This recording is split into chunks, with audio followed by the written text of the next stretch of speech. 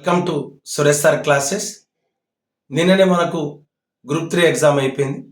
Next మన target వచ్చేసి group 2 exam.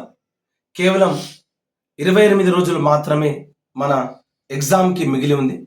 ఎవరైతే సీరియస్గా గ్రూప్ 2 ప్రిపేర్ అవుతున్నారో ఫస్ట్ వాళ్ళకి నేను చెప్పేది ఒకటే, ఆల్రెడీ మన యాప్లో 50 రూపాయలకే గ్రూప్ 2 టెస్ట్ సిరీస్ అనేది పెట్టడం జరిగింది.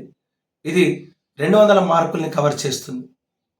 ఎవరైతే తెలంగాణ ఉద్యమం చరిత్ర సంస్కృతి నేర్చుకోవాలనుకుంటున్నారో వాళ్ళందరి కోసం ఈ రోజు నుండి రెగ్యులర్గా మీకు యూట్యూబ్లో క్లాసెస్ అప్లోడ్ చేస్తాను. అంటే క్వశ్చన్స్ ఎక్స్ప్లెయిన్ చేయడం చేస్తాను. ఇవన్నీ కూడా ఎలిమినేషన్కి మాత్రమే ఉపయోగపడతాయి, విషయం పైన అవగాహన పెంచడానికి ఉపయోగపడతాయి. ఎందుకంటే నిన్న జరిగినటువంటి ఎగ్జామ్స్లో కనుక మనం చూసినట్టయితే 30 క్వశ్చన్లలో ఒక 4-5 మాత్రమే డైరెక్ట్ క్వశ్చన్స్ని, ప్రతిదీ కూడా ఎంసీక్యూ మల్టిపుల్ చాయిస్ క్వశ్చన్స్ మాత్రమే ఉన్నాయి. రైట్ అండి. ఈరోజు నేను డిస్కస్ చేయబోయే టాపిక్ ఏంటంటే తెలంగాణ ఉద్యమం అనే సబ్జెక్ట్ నుండి మనకు 4th పేపర్ 150 మార్కులు వస్తున్నాయి. ఆ 150 మార్కుల్ని ఈజీగా స్కోర్ చేయాలంటే ఏం చదవాలి? ముల్కీ ఉద్యమం చదవాలి, తెలంగాణ రైతాంగ సాయుధ పోరాటం చదవాలి, 1969 తెలంగాణ తొలిదశ ఉద్యమం చదవాలి, జయాంధ్ర ఉద్యమం చదవాలి, నక్సలైట్ ఉద్యమం చదవాలి, తెలంగాణ మలిదశ ఉద్యమంలో జేఏసీ, తెలంగాణ మలిదశ ఉద్యమంలో వివిధ రాజకీయ పార్టీలు పోషించినటువంటి పాత్ర, TRS, BJP, Congress, CPI, CPM, MIM ఇలాంటి పార్టీలను కూడా పోషించినటువంటి పాత్ర, తెలంగాణ ఉద్యమ నేపథ్యంలో వచ్చినటువంటి కమిటీలేంది, ఆ కమిటీలో సభ్యులు ఎవరున్నారు, ఆ కమిటీల నివేదికలు ఏం చెప్తున్నాయి, మనకున్నటువంటి సిలబస్ ఫస్ట్ మీరు బ్రెయిన్లో ఎక్కించుకుంటే బాగుంటుంది. మనకున్నటువంటి మార్కులు 150 మార్కులు. ఆ 150 మార్కుల సిలబస్ని 3 సెక్షన్స్ చేసింది టీజీపీఎస్సి. ఫస్ట్ సెక్షన్ వచ్చేసి తెలంగాణ భావన. ఈ తెలంగాణ భావన 1948 నుండి 1970 మధ్యలో ఉంది. 1948 నుండి అంటే ఎక్కడ? 1948 సెప్టెంబర్ 17 హైదరాబాద్కు స్వాతంత్రం వచ్చినప్పటి నుండి, అంటే ఆపరేషన్ పోలో నుండి మొదలుకొంటే ఆపరేషన్ పోలో తర్వాత ఏర్పడ్డటువంటి జేఎన్ చౌదరి పరిపాలన కావచ్చు, ఎంకే వెలుడి పరిపాలన కావచ్చు, బూర్గుల ప్రభుత్వం కావచ్చు, బూర్గుల మంత్రిమండలి కావచ్చు, ఆ తర్వాత జరిగిన పెద్ద మనుషుల ఒప్పందం కావచ్చు, బూర్గుల ప్రభుత్వం ఆధ్వర్యంలో బూర్గుల ప్రభుత్వ హయాంలో జరిగినటువంటి ముల్కీ ఉద్యమం కావచ్చు, జస్టిస్ జగన్మోహన్ రెడ్డి కమిటీ కావచ్చు, ఆ తర్వాత పెద్ద మనుషుల ఒప్పందం తర్వాత నెహ్రూ విలీన ప్రకటన, ఆంధ్రప్రదేశ్ ఏర్పాటు, పెద్ద మనుషుల ఒప్పందం ఉల్లంఘన, 1969 ఉద్యమం కేటీపీఎస్లో ప్రారంభం కావడం, ఉద్యమాన్ని తగ్గించడానికి 8 సూత్రాల పథకం రావడం, ఆ తర్వాత ముఖ్యమంత్రిగా ఉన్న కాసు బ్రహ్మాందరెడ్డి ఉద్యమాన్ని పూర్తిగా అణిచివేయడం, 1970లో అమరవీరుల స్తూపాన్ని మనం ఏర్పాటు చేసుకోవడం, ఇవన్నీ కూడా తెలంగాణ భావన అనే టాపిక్లో ఉన్నాయి.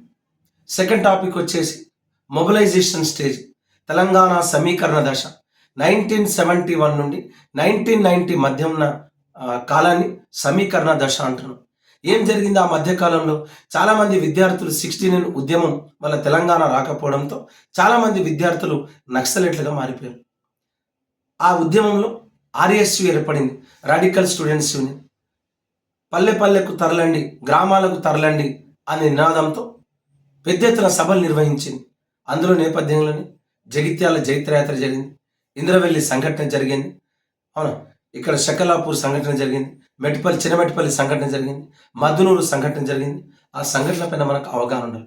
ఒకవైపు ఇక్కడ ఉద్యమ నేపథ్యంలో కనుక వచ్చినట్టయితే అప్పుడే టీపీఎస్ను కాంగ్రెస్లో విలీనం చేయడం, మొట్టమొదటిసారిగా తెలంగాణ నుండి పివి నరసింహారావు ముఖ్యమంత్రి కావడం, ల్యాండ్ సీలింగ్ యాక్ట్ తీసుకొని రావడం, అదే తరుణంలో సుప్రీంకోర్టు ముల్కీ నిబంధనలు అనుకూలమని చెప్పడం, జయాంధ్ర ఉద్యమం ప్రారంభం కావడం, కాకాని నేతృత్వంలో పెద్ద ఎత్తున జయాంధ్ర ఉద్యమం జరగడం, ఆ తర్వాత కాకాని మరణం, గౌతు లచ్చన లాంటి వాళ్ళు రావడం, పెద్ద ఎత్తున జయాంధ్ర ఉద్యమం జరగడం, ఇంకోవైపు జై తెలంగాణ తిరిగి ప్రారంభం కావడం. ఈ 2 ఉద్యమాలను తగ్గించడానికి ఇందిరాగాంధీ కొన్ని పథకాలు తీసుకొచ్చింది.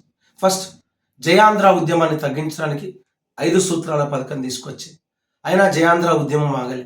అలాంటి టైంలో 1973లో 6 పాయింట్ ఫార్ములాని తీసుకొచ్చింది.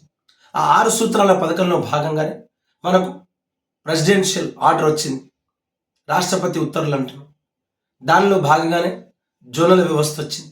ఆ జోనల్ వ్యవస్థ ఇక్కడ అమలు కాకపోవడం, 5-6 జోన్లలో తెలంగాణలో పెద్ద ఎత్తున అక్రమ ఆంధ్ర ఉద్యోగులు రావడం, అప్పుడే 1982లో మొట్టమొదటిసారిగా ప్రాంతీయ పార్టీ తెలుగుదేశం పార్టీ రావడం, ఈ తెలుగుదేశం పార్టీ ఏర్పాటు చేసినటువంటి 9 నెలల్లోనే అధికారంలోకి రావడం, ఈ సమీకరణ దశలోనే ఈ ప్రాంతీయ పార్టీల ఆవిర్భావం తర్వాతనే పెద్ద ఎత్తున తెలంగాణ ప్రాంతానికి హైదరాబాద్కు వలసలు రావడం, అన్ని రంగాలపైన ఆంధ్ర వారి ఆధిపత్యాన్ని చెలాయించుకోవడం, ఇలాంటి తరుణంలోనే ఇక్కడున్నటువంటి మేధావులు ఈవి పద్మనాభం, సత్యనారాయణ, జర్నలిస్ట్ ప్రతాప్ కిషోర్, ఈవి పద్మనాభం ఇలాంటి వాళ్ళందరూ కలిసి తెలంగాణ ప్రభాకర్, సంతపూర్ రఘువీరరావు, కాళోజీ నారాయణరావు, ప్రొఫెసర్ జయశంకర్ సార్ లాంటి వాళ్ళు తెలంగాణ సమీకరణ దశలో భాగంగా అనేక సంస్థలను, పత్రికలను ఏర్పాటు చేసి ఇక్కడి ప్రజలను చైతన్యపరచడం, ఇదంతా కూడా ఏ దశ? సమీకరణ దశ. ఆ తర్వాత వచ్చింది తెలంగాణ రాష్ట్ర ఏర్పాటు దశ, తెలంగాణ ఆవిర్భావ దశ. ఎప్పటి జరుగుతుంది తెలంగాణ ఆవిర్భావ దశ? 1991 నుండి 2014 మధ్య కాలాన్ని తెలంగాణ రాష్ట్ర ఆవిర్భావ దశ అంటున్నారు. 1996లో దేవగౌడ చిన్న రాష్ట్రాలకు అనుకూలమని ప్రకటన ఇవ్వడం, 1997లో మన మేధావులంతా ఏకం కావడం, ఈ 1997లోనే భువనగిరి సభ, గోదావరిఖన్ సభ, సూర్యాపేట సభ, forum for freedom of expression Sabha, Warangal declaration, Telangana జై తెలంగాణ పార్టీ, తెలంగాణకు నేపథ్యంలో అనేక కార్యక్రమాలు, తెలంగాణ జనసభ, ఆకుల భూమి ఏర్పాటు చేయడం, తెలంగాణ ఐక్య వేదికను ప్రొఫెసర్ జయశంకర్ సార్ ఏర్పాటు చేయడం, ఇవన్నీ కలిసి కాకినాడ తీర్మానం. ఆ తర్వాత పెద్ద ఎత్తున ఎన్నికలు రావడం, ఆ ఎన్నికల్లో తెలంగాణ అనే కాన్సెప్ట్ పెద్ద ఎత్తున రావడం, దానిలో భాగంగానే 1999లో తెలంగాణ డెవలప్మెంట్ ఫోరం ఏర్పడడం, ఇక్కడి ప్రజలను చైతన్యపరచడం, రైతులపైన కాల్పులు జరపడం, చంద్రబాబు ప్రభుత్వం వేసినటువంటి కమిటీలు ఇక్కడి ప్రజలను అనేక అనుమానాలకు తావుదీయడం, కంపెనీలను, పరిశ్రమలను మూసివేయడం, టీఆర్ఎస్ పార్టీ ఏర్పడడం, కేసీఆర్ దీక్ష చేయడం, సభలు సమావేశాలు ఏర్పాటు చేయడం, తెలంగాణకు అనుకూలంగా తొలి ప్రకటన రావడం, ఆంధ్ర పెట్టుబడిదారి ఒత్తుల వల్ల రెండవ ప్రకటన రావడం, జేఏసీ ఏర్పాటు చేయడం, ప్రొఫెసర్ జయశంకర్ సార్ ఏర్పాటు చేసిన జేఏసీలో ప్రొఫెసర్ కోదండరామ్ను జేఏసీ కన్వీనర్గా, కో కన్వీనర్గా మల్లేపల్లి లక్ష్మయ్యను నియమించడం, ఆ తర్వాత సకల జన సమ్మె, సాగరహారం, మిలియన్ మార్చ్, సడక్ బంద్, సత్యాగ్రహ దీక్ష, సంసద్ యాత్ర ఇలాంటి కార్యక్రమాలన్నింటినీ ఏర్పాటు చేయడం, వివిధ రాజకీయ పార్టీలు తెలంగాణ రాష్ట్ర ఏర్పాటులో కీలక పాత్ర పోషించడం,